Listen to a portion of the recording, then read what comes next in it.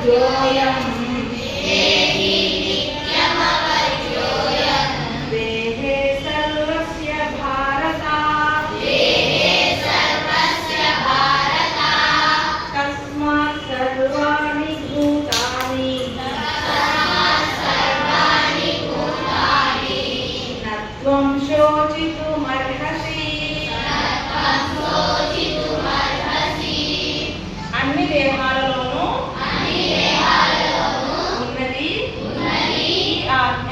ఈ ఆత్మే అది చంపబడేది కాదు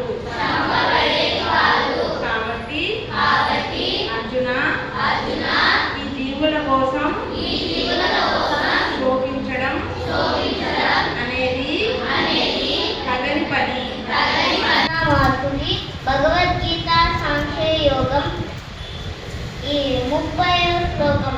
దేహి నిత్యమవధ్యోయం